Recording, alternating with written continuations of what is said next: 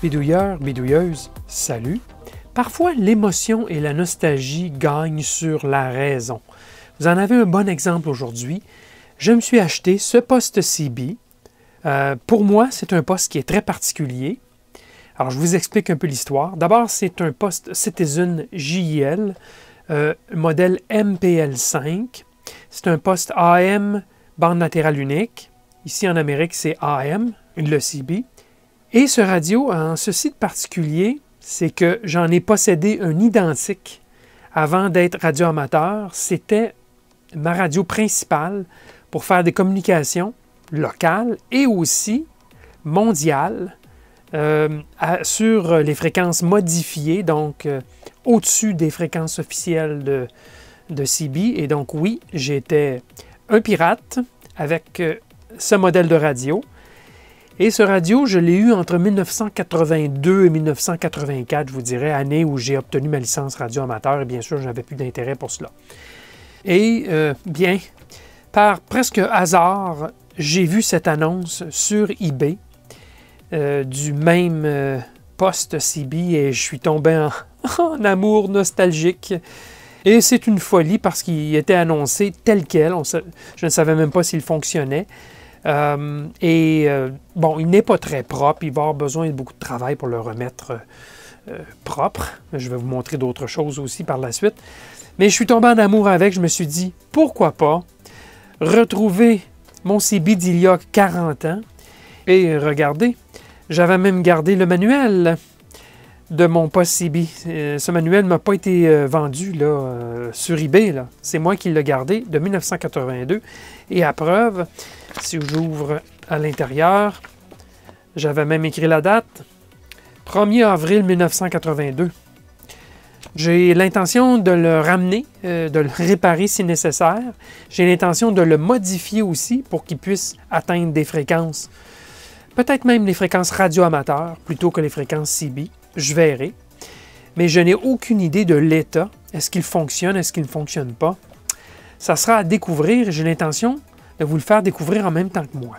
Alors, je vous fais un petit parcours autour. C'est le micro d'origine, je m'en rappelle très bien. Par contre, l'étiquette n'existe plus de marque Citizen. C'est parti.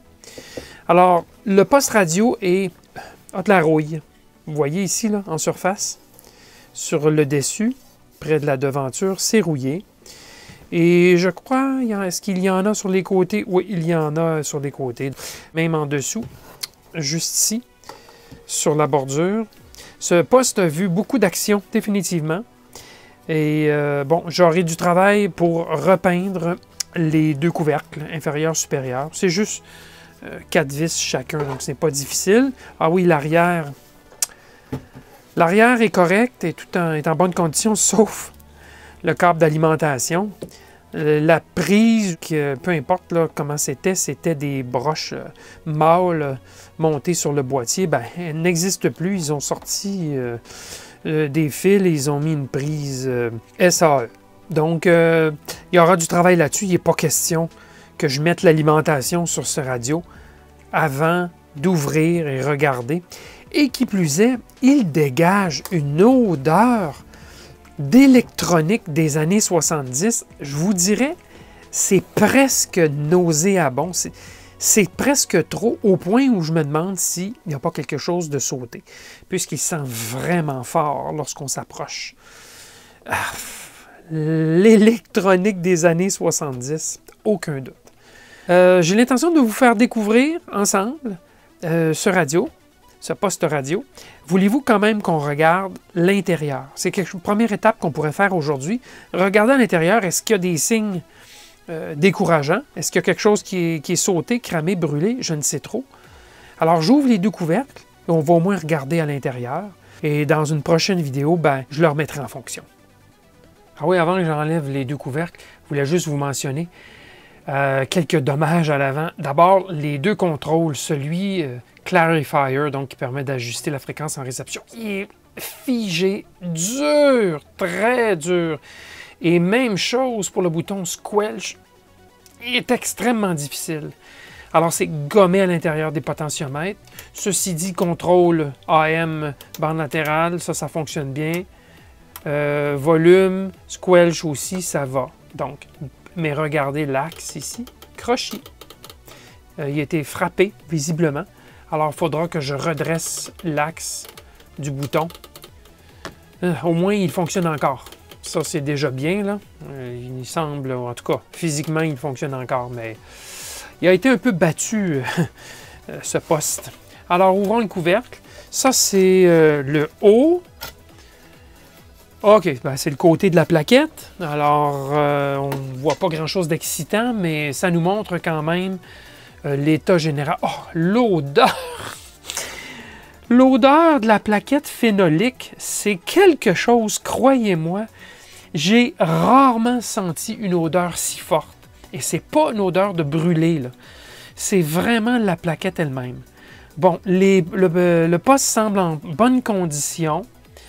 Je vois ici qu'il y a des fils qui ont été ajoutés. Visiblement, c'est des soudures faites un peu rapidement. Alors, c'est peut-être la modification des fréquences. Ça va jusqu'aux interrupteurs en avant. Peut-être, effectivement, pour du devant, choisir une bande de fréquence plus élevée. Alors, ça sera à voir si c'est la puce PLL qui est ici. Alors, ouais, il n'y a pas autre chose à mentionner que, bon, les soudures semblent bien correctes. Je ne vois rien de particulier. Il faudra voir à l'usage, bien sûr. Alors, je tourne ça de l'autre côté. Et, bon, j'enlève le couvercle. Oh, il faut enlever les deux boutons pour la plaque de montage là, dans le véhicule, que je n'ai pas malheureusement. Ça ne tenait pas avec la radio.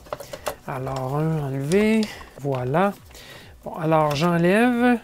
Est-ce que ça va être tout noir? Est-ce que ça va être en bonne condition? Aucune idée. Ouvrons, mes amis, ouvrons. Ah ben, il semble à première vue qu'il n'y a rien de particulier, rien de mauvais. Attendez que je débranche le haut-parleur. Ils nous ont mis des cosses, ça c'est très bien. Bon, alors à première vue, ça me semble correct. Condensateur en bon état. Il y a un gros potentiomètre ici, ou rhéostat en fait, monté sur le boîtier. Je ne sais pas c'est pourquoi. Filtre à cristal. C'est une radio qui avait très bonne réputation. Hein? C'est une plaquette intérieure Cybernet, fabriquée au Japon. Et la radio, c'est une radio du marché canadien. JL Citizen, c'était vraiment une radio canadienne. Et regardez à preuve, si on est capable de lire ce qu'il y a ici à l'endroit. Alors voilà, regardez, c'est bien écrit. Département de communication, ça c'est du ministère canadien, DOC. Et vous avez dans le bas Willowdale, Toronto, Canada. Et c'est fabriqué au Japon. C'est la MPL5, c'était une radio qui était vraiment destinée au marché canadien. Ils n'en ont pas vendu une tonne. C'est vraiment pas une radio qui était très populaire, mais de bonne qualité avec des très bonnes caractéristiques. Et visiblement qui vieillit bien, en tout cas à première vue, là, il n'y a rien de brûlé, on verra à l'usage, mais je ne vois absolument rien de dommages brûlés à première vue.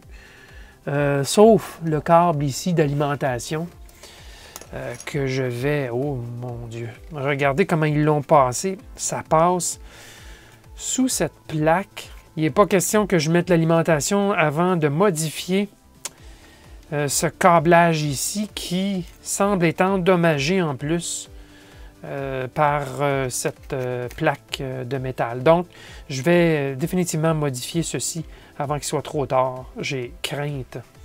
Et c'est tout près, ouais c'est ça, c'est l'alimentation 12 volts.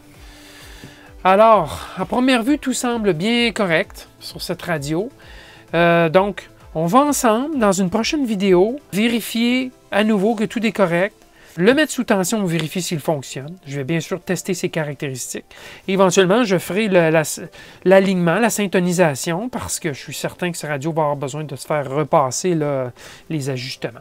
Alors, à suivre sur la chaîne Électro-Bidouilleur, si vous aimez les CB, par curiosité.